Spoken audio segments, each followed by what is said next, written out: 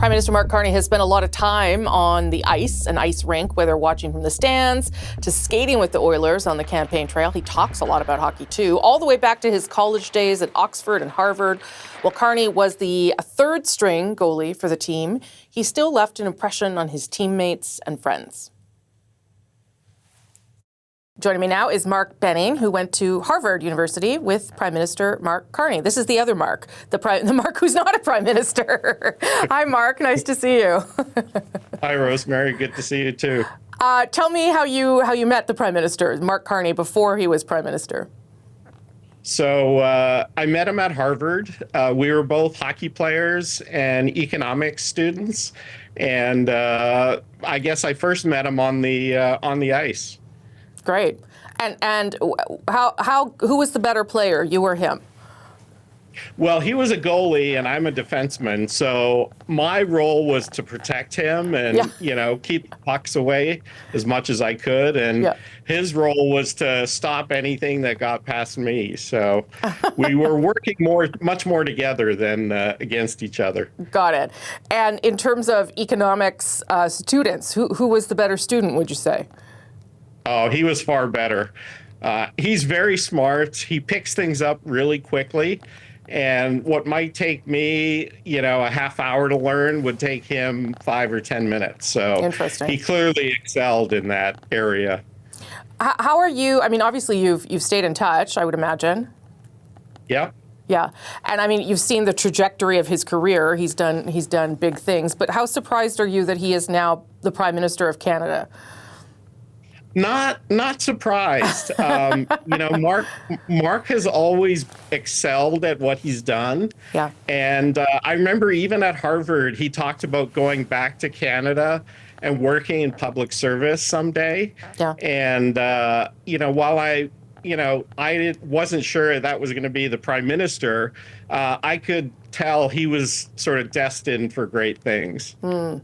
What do you call him? I mean, your name's Mark and his name is Mark. What do you call him?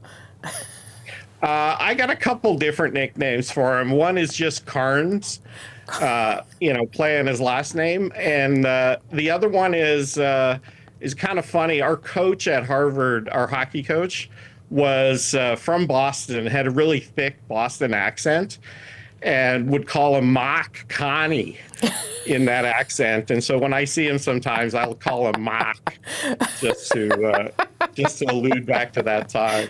That's pretty good. That's some insight that I wouldn't be able to get from anywhere else. When was the last time you talked to him or you saw him?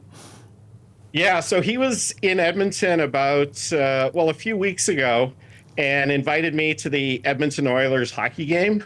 And so we went to that together with a couple of his high school friends.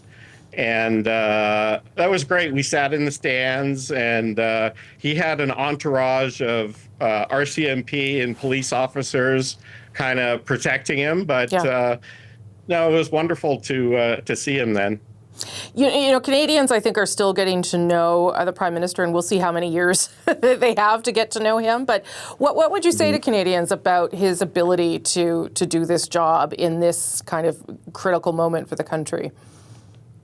I think he has a very strong ability to do the job. Like I said before, he's very smart. He picks things up quickly. He's a natural leader. And I think the biggest thing is he cares deeply about Canada and Canadians. And, he wants to see what's best for the country. What are you thinking about for the country right now? As someone that lives in Alberta, you have an investment firm or a fund of your own. What are your hopes or concerns about the country in the face of Donald Trump right now? Yeah, I think that's the biggest thing right now is negotiating a strong, partnership, both security and economic, with the U.S. I lived in the U.S. for quite a number of years, and the U.S. citizenry loves Canada and loves Canadians, but our countries are a bit at odds right now, and I think his biggest challenge and goal is to repair that relationship and establish a longer term relationship with the U.S. And do you, as an economist, do you see that already happening, like the threat of Donald Trump already having an impact in where you are and on your business? And is that concerning to you? It doesn't have as much of an impact on me business-wise. Yeah. I'd say it's more personally. Things, groceries prices are going up, and with the tariffs, and just the overall sentiment between the two countries is sort of at odds, and that doesn't feel comfortable. No, and you think that the hockey player, the goalie you knew back at Harvard, can do something to improve that? I think so, yeah.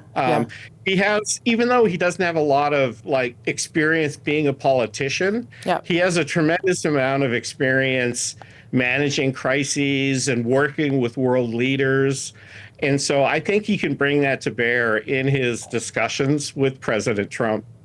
Mark Benning, I'm sure this is unusual to do interviews about someone you used to hang out with and play hockey with and maybe drink a beer with, but I appreciate you giving us some insight into the guy you knew. Thank you.